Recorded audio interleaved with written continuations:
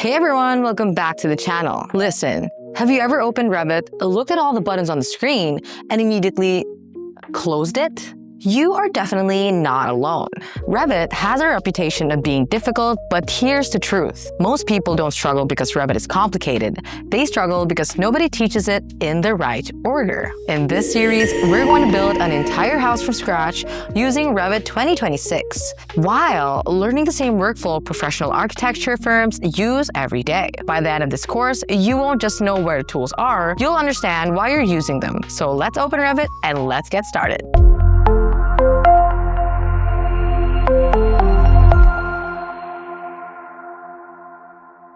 Whether you're an architecture student, an AutoCAD user making the switch, or someone completely new to BIM, you're in the right place. This isn't just another collection of Revit tips. This is a complete beginner course designed to help you build confidence one lesson at a time. Today, we're going to focus on something every Revit user needs to know before they start modeling. Understanding how the software works, how projects are organized, and how to navigate the interface like a professional. Once you're comfortable with that foundation, everything else becomes much easier. Before we start clicking a tool, let's answer the most important question. What actually makes Revit different from AutoCAD? At first glance, they might seem similar. Both are used to create buildings, both can produce floor plans, elevations, sections, and construction drawings. But the way they create those drawings are completely different. In AutoCAD, you're drafting. You're drawing individual lines, areas, circles, and text to represent a building. Every view is created separately, which means if you move a wall in one drawing, you'll usually need to update every other drawing manually. Revit takes a completely different approach. Instead of drawing lines, you're building a virtual version of the project using intelligent building elements. A wall isn't just two parallel lines, it knows it's a wall. A door knows it's a door, a window knows it's a window. Each element contains information about its size, material, level, and many other properties. Everything exists inside one intelligent model. Every view stays connected, and if you move a wall in the floor plan, a 3D view updates, the elevation updates, the sections update as well. Even schedules can update automatically. That's the power of building information modeling. You're no longer drawing a building, you're building it digitally before it's ever constructed in real life. Once you understand the concept, the rest of Revit starts to make a little more sense. If you remember only one thing from today's lesson, remember this. Revit isn't a drafting program, it's a building modeling program. Now that we understand how Revit thinks, let's get comfortable with the workspace. When you first open a project, the screen can feel overwhelming. There are panels, tabs, properties, browsers, and toolbars everywhere. The good news is that you'll use the same few areas every single day. Let's break them down one at a time. Starting at the very top in the Quick Access toolbar, this contains common commands like save, undo, redo, and open. Since these are actions you'll perform constantly, Autodesk keeps them within easy reach. Just below that is the ribbon. Think of the ribbon as your toolbox. Every major task in Revit has its own tab: architecture, structure, system, insert, annotate, collaborate, view, and more. As we progress through the course, you'll naturally learn where each tool lives. And on the left side of the screen is the Properties palette. This is one of the most important panels in Revit because almost everything you select can be modified here. Instead of deleting and redrawing an object, you'll usually adjust its properties. Right beside it is the Project Browser. You can think of this as your project's table of contents. Every floor plan, elevation, section, sheet, schedule, legend, and 3D view is organized here. As your project grows, the Project Browser becomes your primary navigation tool. In the center is your drawing area.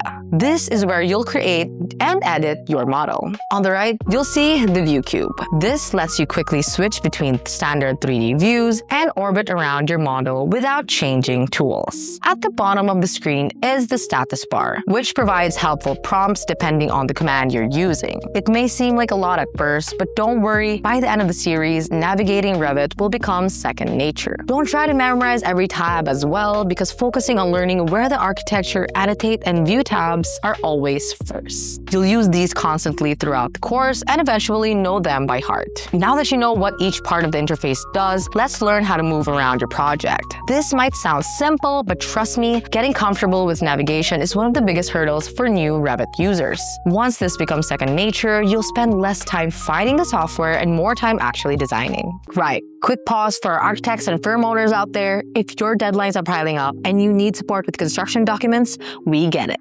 At MGS Global Group, we're architects helping out other architects. And we've been doing this for 18 years, and our team plugs right into your workflow with on-demand project architects specializing in BIM. And we can start in as little as 24 hours. Check us out at mgsglobalgroup.com. Alright, back to the video. Let's start with the mouse. Rolling the mouse wheel lets you zoom in and out of your project. If you press and hold the mouse wheel, you can pan across your drawing without changing tools. And if you're in 3D view, hold shift while pressing the mouse wheel to orbit around your model. Take a few moments to try each one. Don't worry about building anything just yet. Right now, we're simply learning how to move through the model confidently. One shortcut you'll use all the time is double-clicking the mouse wheel. This zooms your view to fit everything currently visible on the screen. It's currently useful if you accidentally zoom too far in or completely lose your model. Let's talk about selecting objects. Clicking an object selects it. Dragging from left to right creates a window selection which only selects objects completely inside the selection box.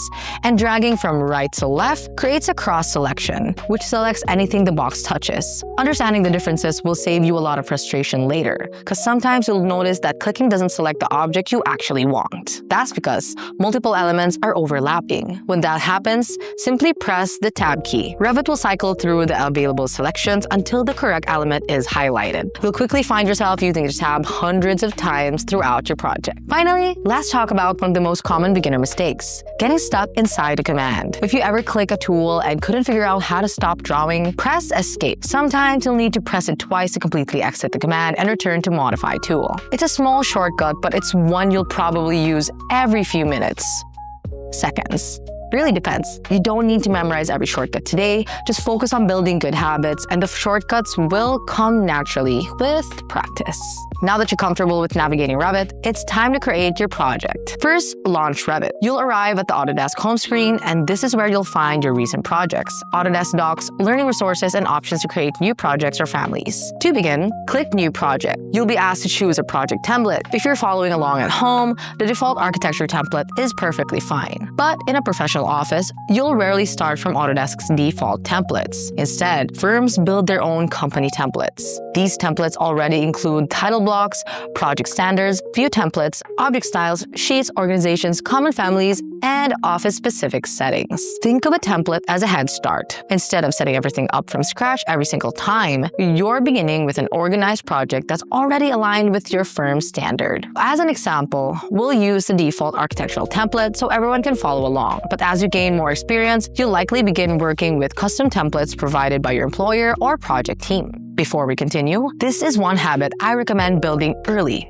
Saving your project before you start modeling is simple, but it can save you from losing a lot of work if something unexpected happens. Create a dedicated folder for each project, and as your project grows, Revit generates backup files, exported PDFs and CAD files, and other supporting documents as well. Keeping everything organized from day one makes collaboration way much easier. Before we jump into modeling, there's one more setup that's easy to overlook: project information. At first glance, it looks like a simple form where you enter details like the project name, client, address, organization.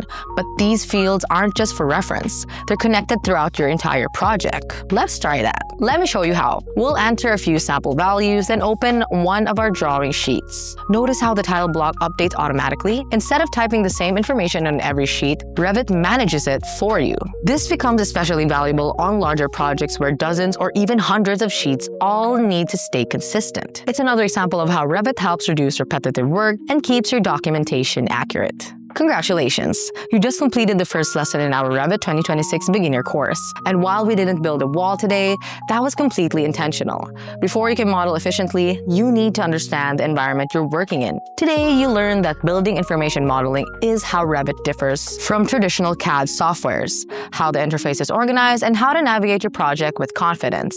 These are the foundations every Revit user needs. Take a few minutes after this lesson to explore the interface on your own and click through the project browser.